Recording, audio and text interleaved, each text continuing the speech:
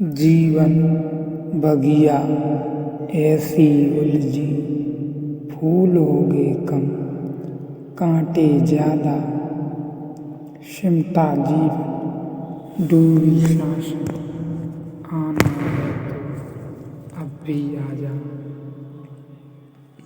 यदि आपने अभी तक अंतिम अध्याय नहीं देखा है तो कृपया करके अंतिम अध्याय देखें, उसके बाद ही इस अध्याय में प्रवेश करें, क्योंकि बिना पिछला अध्याय देखे इस अध्याय को समझ पाना करीब करीब मुश्किल है। इस अध्याय का सार उस अध्याय से मिलता है, इसलिए इस अध्याय को देखना भी महत्वपूर्ण है। सम्राट ने कहा, तू या तो पागल है, होश में नहीं है, तू क्या कह रहा है? इन लड़कियों को तू लैला से लैला के पैर की धूल बता रहा है। मजनू ने कहा, लैला को मैंने भी देखा है, अति साधारण लड़की है। मजनू ने कहा, लैला को देखना हो तो मजनू की आँख चाहिए, मगर यह आँख मजनू की जो आँख है, यह क्या कर रही होगी लैला के साथ?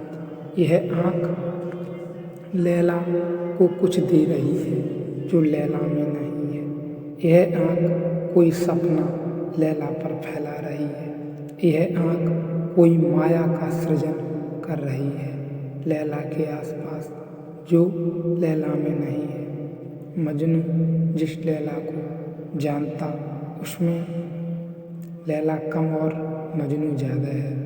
10% भी हो तो बहुत, लैला 90% मजनू है। जो मजनू लैला को जानता है उसमें 10% भले ही लैला हो, 90% मजनू है। जानने में यह बहुत समझना जरूरी है। वह जो देख रहा है वह उसका ही प्रपिक्षण है, उसका ही प्रोजेक्शन है, वह उसने ही फैलाया है। वह उसका ही मन है जो एक स्वप्न को निर्माण कर रहा है। लैला के चेहरे के आसपास, लैला की देह के आसपास एक सुगंध का, एक सौंदर्य का, एक संगीत का ताना बाना बन रहा है। वह मजनू का मन है, जैसे मकड़ी अपने ही भीतर से तार को निकालती है और जाल बुनती है, वैसे ही आदमी का मन माया को बुनता है और अपने ही भीतर से निकाल कर बाहर सहारे लेने पड़ते हैं, बस जैसा मकड़ी को भी लेने पड़ते हैं। जाला मकड़ी बुनती है तो कहीं दीवार में अटकाती है, कहीं द्वार में अटकाती है, बस इतनी खूंटियों का सहारा है, बाकी सारा जाला उसका अपना है। मनुष्य भी जिस माया को रचता है उसमें बाहर खूंटियों का सहारा है। लैला बस खूंटी है और जो लैला दिखाई पड़ रही है वह मजनू का अपना जाल है। माया का अर्थ मनुष्य के मन की क्षमता है कि वह अपने चारों तरफ स्वप्न को गूंथ ले, और बड़े मजे की बात है कि मकड़ी जिस जाले को बुनती है फिर उसी पर चलती है, उसी पर जीती है, उसी में रहती है, अपने ही भीतर से निकालती है जिस जाले को, वही उसका पथ बन जाता है, वही उसका मार्ग है, वही उसका घर है, वही उसके भोजन का उपाय है, वही उसकी आजीविका है। उसी जाल में फंसकर उसका भोजन आने वाला है, और वह जाल उसने स्वप्न फैलाया है, स्वयं फैलाया है। और कभी कभी ऐसा भी होता है कि उसी जाल में मकड़ी स्वयं भी फंस जाती है और निकलना मुश्किल हो जाता है।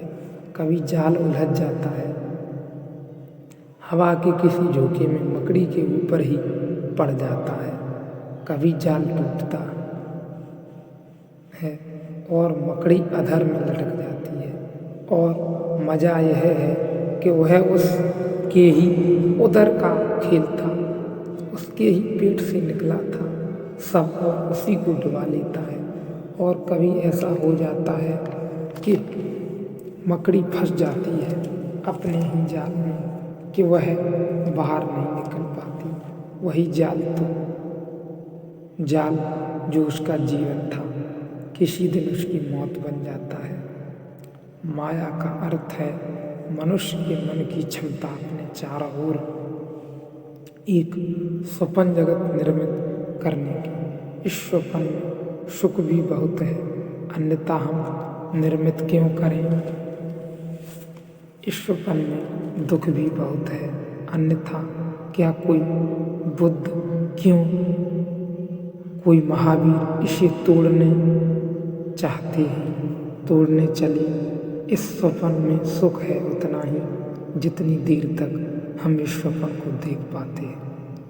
लेकिन बड़े मज़े की बात है कि जिस पर हमें यह सपना देखते हैं वही सपने को तोड़ने को कारण बनना शुरू हो जाता है, क्योंकि वह हमारे सपने के अनुकूल कतई नहीं है। उसका अपना अस्तित्व है, उसके अपने सपने हैं। एक व्यक्ति को मैं देखता हूँ, बहुत प्रीतिकर, बहुत सुंदर, मनभावक, उस पर फैलाता हूँ। जरूरी नहीं कि वह भी मुझ पर अपना सपना फैलाए। एक व्यक्ति है जो एक व्यक्ति पर अपना सपना फैलाता है, मन फैलाता है। जरूरी नहीं कि वह उस पर मन फैलाता हो एवं उससे प्रेम करना चाहे, अपना सपना फैलाए। इसलिए प्रेमी तकलीफ में पड़ते हैं। मुझसे प्रेमी आकर पूछते हैं कि मैं इतना प्रेम करता हूँ फलां व्यक्ति को, लेकिन वह मुझे प्रेम क्यों नहीं करता। कोई अनिवार्य नहीं है, उसे अपना सपना फैलाने की स्वतंत्रता है। वह आपको खूंटी बनाए न बनाए, उसने कोई और खूंटी चुनी हो, जबरदस्ती नहीं है। वह अपनी खूंटियों पर जाला बन रहा है, आप उसकी खूंटियों पर जाला बन रहे हैं। कहीं न कहीं उपद्रव होने ही वाला है, कहीं आपका जाला उसे बंधन मालूम पड़ेगा, कहीं उसका जाला कहीं और बनना आपके लिए पीड़ादायी हो जाएगा। और यह भी हम मान लें कि दो व्यक्ति एक दूसरे पर अपना जाला बुनते हैं तो भी अपना जाला बुनते हैं। इसलिए संघर्ष अनिवार्य हो जाता है, पीड़ा अनिवार्य हो जाती है, रास्ते कटते हैं, अपेक्षाएं टूटती हैं, सपना खंडित होता है। दोनों की अपनी योजनाएं हैं आंतरिक सपने फैलाने की। ऐसा हम समझें कि एक ही पर्दे पर दो प्रोजेक्टर लगाकर दो लोग दो तरह की फिल्म में चला रहे हैं। एक ही पर्दे पर सो मुश्किल होने वाली है और सब गड्ढमड्ढ भी हो जाने वाला है। कुछ दिखाई पड़ने वाला नहीं है, मगर यहाँ मामला दो का नहीं है। यहाँ ऐसा फिल्म चला रहे हैं, सब कन्फ्यूजन हो जाते हैं, सब विभ्रम हो जाते हैं, कुछ हाथ नहीं पड़ता, दुखी ही दुख हाथ पड़ता है, सब सपने भंग हो जाते हैं। स्वप्न भंग के अतिरिक्त, हाथ में राख के अतिरिक्त, टूटे हुए जाले के अतिरिक्त अंत में आदमी की संपदा कुछ भी नहीं होती। हमने जो इकट्ठा किया होता माया मन के द्वारा वह अंत में मर ही जाता है। हमने कुछ भी ऐसा इकट्ठा नहीं किया होता जो हमें आगे बढ़ने में मदद करे, सहायता करे, आगे हमारी खोज जारी रखे।